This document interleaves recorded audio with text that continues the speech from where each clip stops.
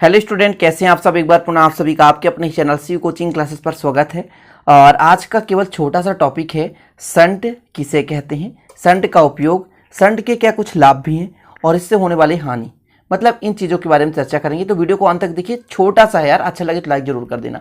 Shunt किसे कहते हैं, इसका सिद्धांत ऑलरेडी मैंने वीडियो अपलोड कर दिए हैं, जिसका डिस्क्रिप्शन पे लिंक रहेगा, आप वहां से देख सकते हैं। ठीक है, चलिए।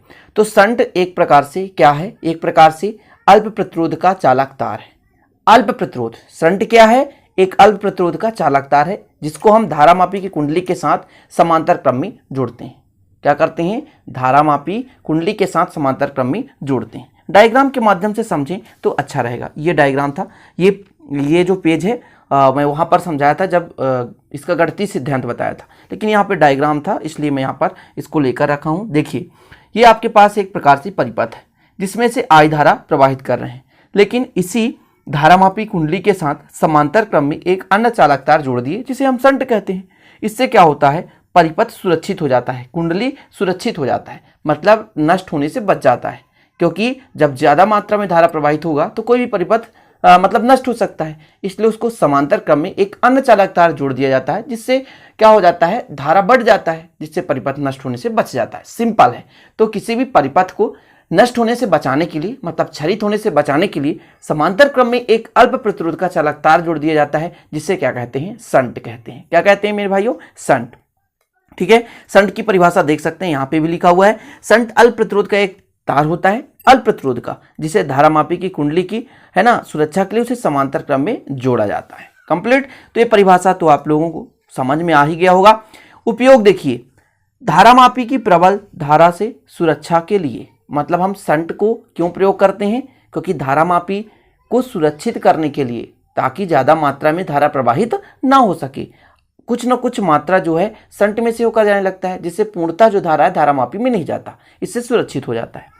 दूसरा है, धारामापी को अमीटर में रूपांतरित करने के लिए, मतलब जब हम धारामापी को अमीटर में बदलना चाहते हैं तो उसमें हम क्या करते हैं, संट का प्रयोग कर लेते हैं।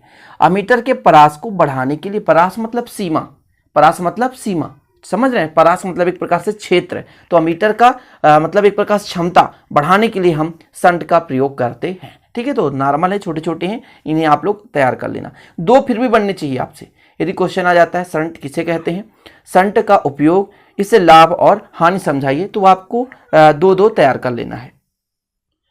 इससे लाभ क्या क्या है, तो लाभ भी देखिए, धारामापी की कुंडली और संकेतक क्षतिग्रस्त होने से बच जाता है, क्योंकि अल्प धारा संट में से बहने लगता है, तो तीव्र गति से धारा नहीं बहता, तो क्षति होने से बच जाएगा।